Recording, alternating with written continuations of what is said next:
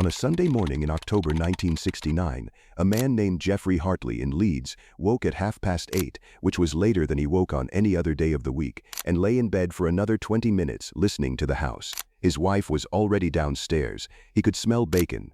The Sunday papers were on the mat. The street outside was quiet, in a specific way that was different from the quiet of any other morning. A Sunday quiet, composed of no delivery vans, no children going to school, no factory workers cycling to the early shift, no buses, just the occasional car and the distant bells of St. Matthew's carrying across the rooftops. He knew without looking at the clock that it was Sunday because the world sounded like Sunday, and Sunday sounded like nothing else in the week. Number 12 on this list had been the defining domestic ritual of the working class and lower middle class British household every Sunday morning from the time the Sunday papers existed, and it has retreated so completely that the generation who depended on it cannot quite explain what made it different from reading any other newspaper on any other day. Number 7 was a collective acoustic experience that structured the social landscape of every European community on Sunday mornings from the medieval era through to the late 20th century, and its partial retreat from the urban soundscape has left the Sunday morning of millions of people acoustically indistinguishable from any other day. And number 1, the thing at the very top of this list, was not an activity or a tradition or a meal or a service. It was the entire quality of Sunday as a different kind of time, structurally distinct from every other day of the week in ways that the modern calendar of continuous commerce and digital availability has almost entirely dissolved. These are 20 things that Europeans did on Sundays that nobody does anymore. The rituals and routines and collective observances of the post-war British, French, German, and Dutch Sunday between 1950 and 1985, before Sunday trading laws changed, before the leisure industry colonized the day, and before the screen made every day feel like every other day. Before we begin, hit that subscribe button, because what the post-war Sunday provided was not merely rest or worship or family time. It was the one day in 7 when the week's normal pressures were structurally suspended, and the structure of that suspension was produced not by individual choice, but by the collective agreement of an entire society that Sunday was different. Let us count them down.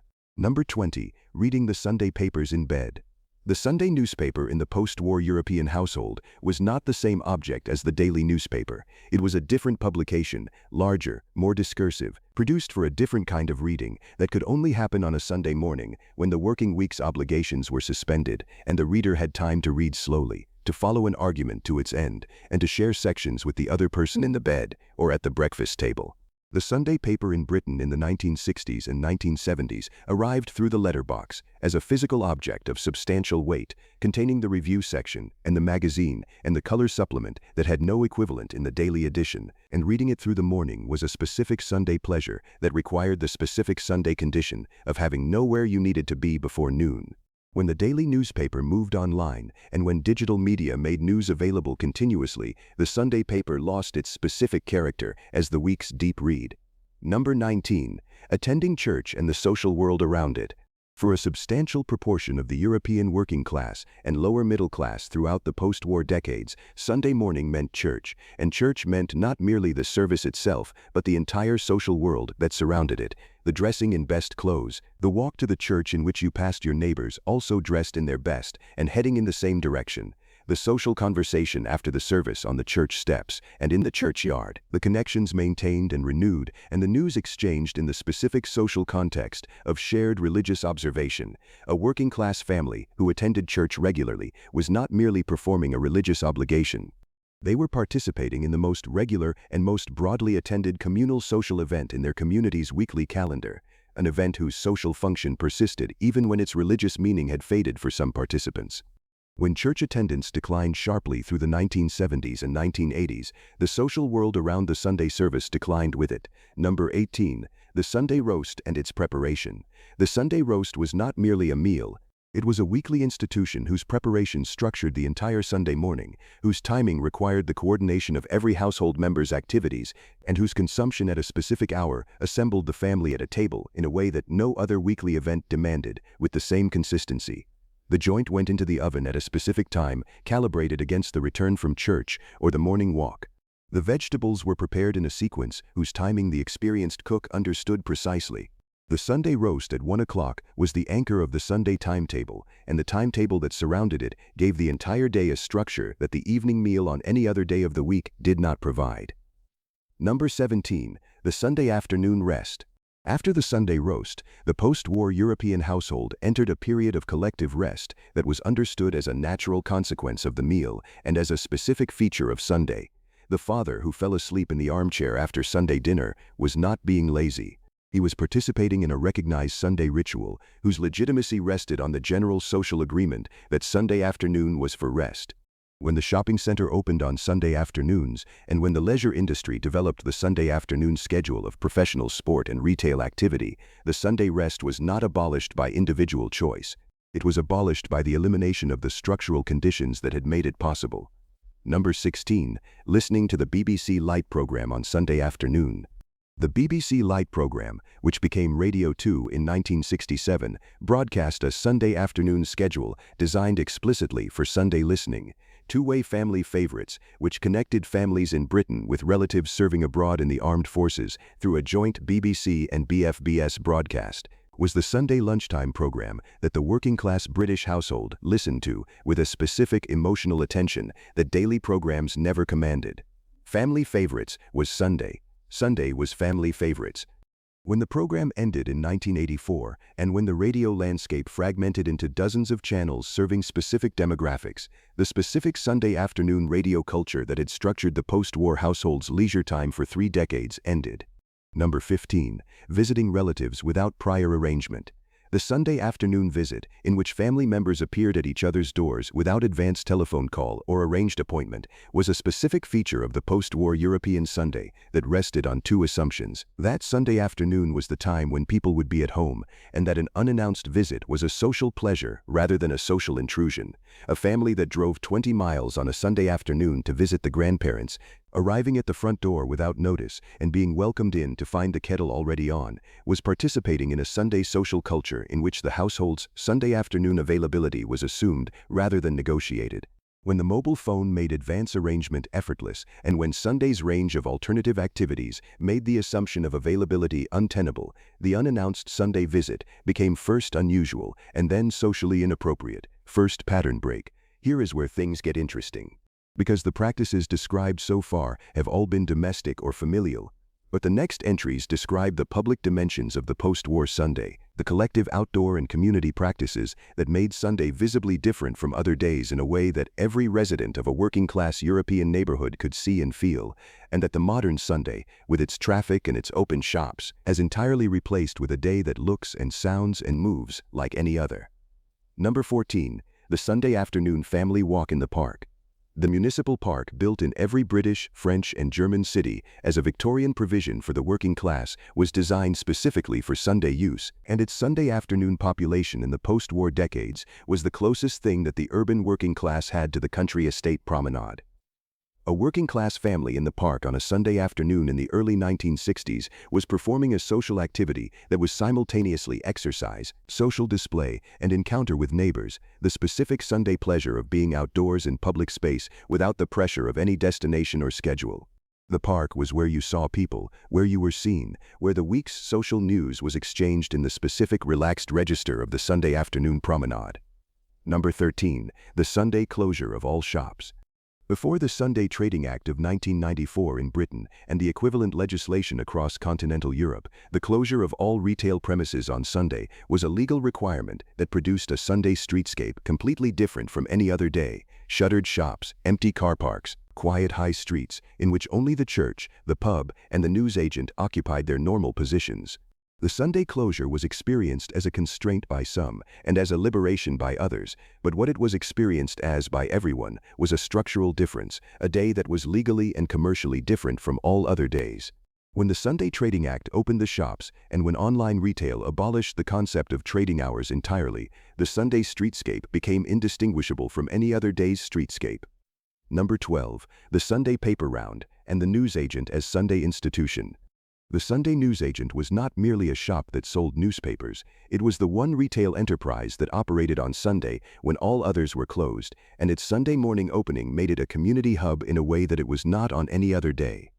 The queue at the newsagent on a Sunday morning, collecting papers and supplements, was the working-class neighborhood's first social encounter of the day, a brief gathering of residents who had emerged before the rest of the street was awake and who exchanged the first words of the Sunday in the specific context of shared civic life. Number 11. Attending Sunday school.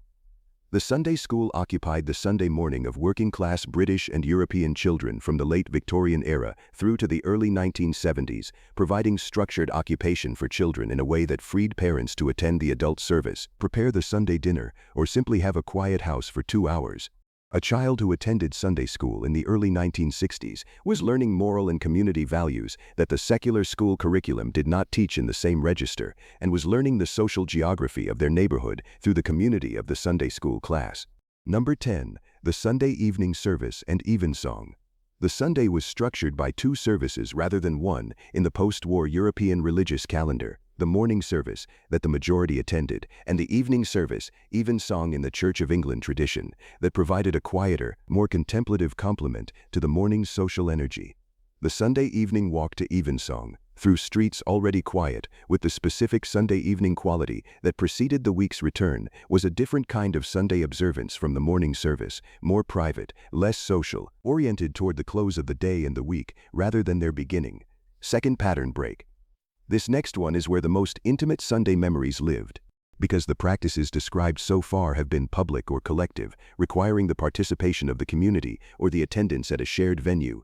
But the next entries describe the specific domestic textures of the post-war Sunday, the household practices that gave Geoffrey Hartley's Sunday its specific quality from the moment he heard the bacon cooking until the moment the Sunday evening set in and the week ahead began to make itself felt. Number 9. Washing the car on Sunday morning.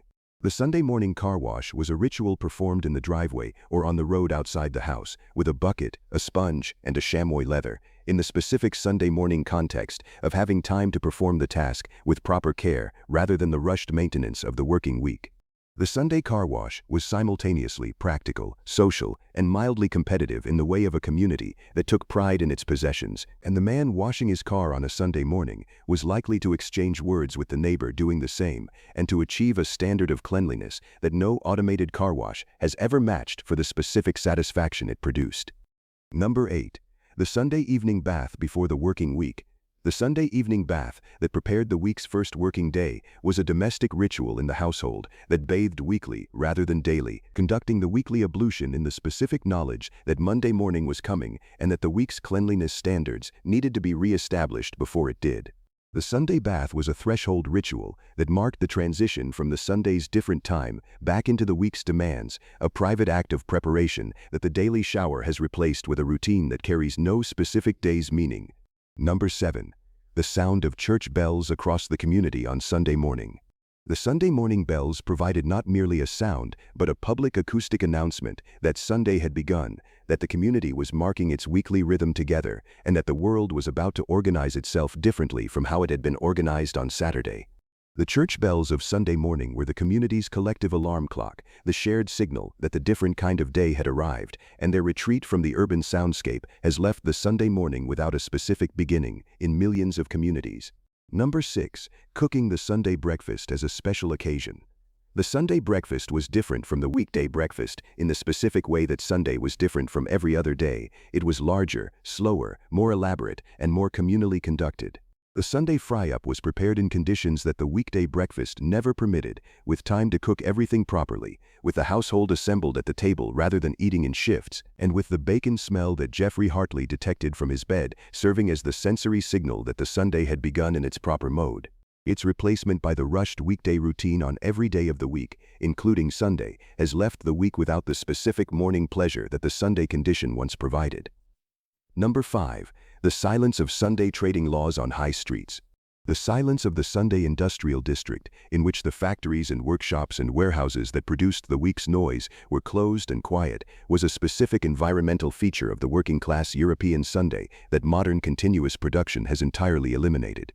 A man who lived within hearing distance of a factory in Birmingham, a mill in Bradford, or a forge in the Ruhr Valley experienced a specific Sunday silence produced by the legal closure of those facilities that was a genuine weekly environmental benefit for the communities that lived beside them. Third pattern break. Here is where the story becomes most personal. because the final entries described not activities or rituals or collective practices, but the specific qualities of the Sunday as a different kind of time that were produced by all the practices described above operating simultaneously, and that the disappearance of those practices has eliminated as thoroughly as if the day itself had been redesigned. Number 4. Writing letters and correspondence on Sunday afternoon. The Sunday afternoon letter, the weekly correspondence with parents, siblings, and friends who were not visited regularly, was a specific Sunday practice that rested on the existence of time not claimed by any obligation more urgent than the human maintenance of relationships that the working week never had enough hours to address. The Sunday letter was written at the desk or the kitchen table in the quiet after the Sunday dinner, when the house was still and the week had not yet reasserted its demands, and the letters written in this specific Sunday condition had a quality of reflection and care that the daily email, written in snatched moments between other demands, has never produced in the same way. Number 3. The Sunday evening dread and its management. The Sunday evening, the specific emotional atmosphere of the hours between the Sunday tea and the Monday morning, was a shared condition in working-class and lower-middle-class European households that acknowledged the week's imminent return with a specific mix of melancholy and practical preparation, the children doing their homework at the Sunday evening table, the wife preparing the Monday's packed lunches, the husband checking his work clothes, the news on the wireless as the background to a household settling itself for the week ahead, produced a specific Sunday evening atmosphere that was itself a form of community, the community of households, simultaneously managing the same transition in the same direction. Number 2. The Sunday drive and outing to the countryside. The Sunday drive, the family expedition in the car to a country park, a beauty spot, or simply a circuit of roads the family knew and enjoyed, was a specific use of the family car that the working week never permitted. The Sunday drive was made possible by the closure of the shops, the lighter traffic, and the existence of Sunday as a day whose time was available for the purposeless enjoyment of movement and landscape that the working week's traveling was always too purposeful to provide. Number 1. Sunday as a structurally different kind of day. At the very top of this list, above the Sunday roast and the Sunday papers and the church bells and the closed shops and the afternoon walk and all the rest, sits not a specific practice, but the entire quality of Sunday as a day that was structurally, legally, commercially, acoustically, and socially different from every other day of the week, a difference that was not produced by individual choice, but by the collective organization of the entire society around the assumption that one day in 7 would be different, quieter, less commercial, more familial, more reflective, and more communal than the other 6. Geoffrey Hartley knew it was Sunday because the world sounded like Sunday. The street was quiet, the bells were ringing, the bacon was cooking, the papers were on the mat. These were not the products of his individual choice. They were the products of a social agreement that the week contained a different kind of day, and that different day was Sunday, and Sunday had a specific character that everyone in the community recognized and participated in producing without needing to coordinate or negotiate or choose. When the Sunday Trading Act and the leisure industry and the digital economy collectively dissolved the structural difference of Sunday, what was lost was not the Sunday roast, which families can still cook, or the Sunday papers, which are still printed, or the church bells, which still ring in many places. What was lost was the structural condition that made all those specific practices feel like Sunday rather than like any other day. The bacon can smell the same, but the world no longer sounds like Sunday in the way it sounded on that morning in October 1969 when Geoffrey Hartley lay in bed and knew without looking at the clock what day it was. Your parents and grandparents lived inside that structure for every Sunday of their lives and did not know they were living inside it. They called it Sunday, and they were right. The knowledge is still here. They knew. Now you know, too.